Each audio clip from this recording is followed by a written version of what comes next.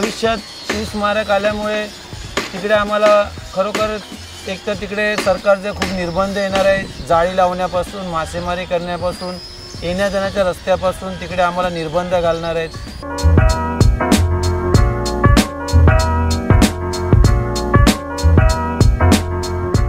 मच्छीमार तो आमचा म्हणजे स्वतंत्र आहे, आम्ही हक्काने कधी पण रजा काढू शकतो, कधी पण जाऊ शकतो।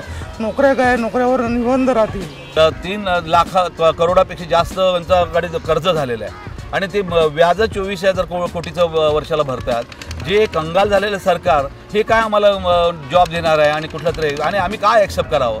ते जसं समुद्राशी झुंजतात तसे ते आपल्या घर प्रपंच चालवताना पण झुंजतात, पण त्यांनी शासनाकडे कधी आत्महत्या करून किंवा शासनाकडे मागणी केलेली नाही।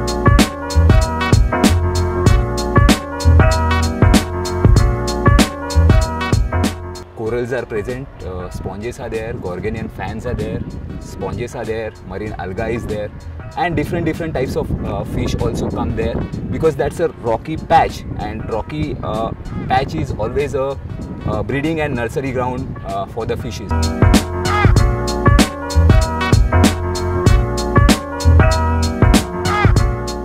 They are going to reclaim, when they are raising height by 8 meters, they are killing all those animals.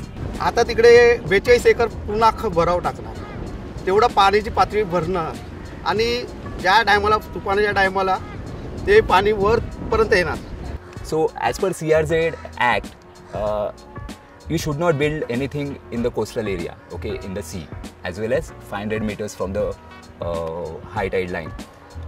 So they have to, the government have amended that particular act, saying that this is a national important project.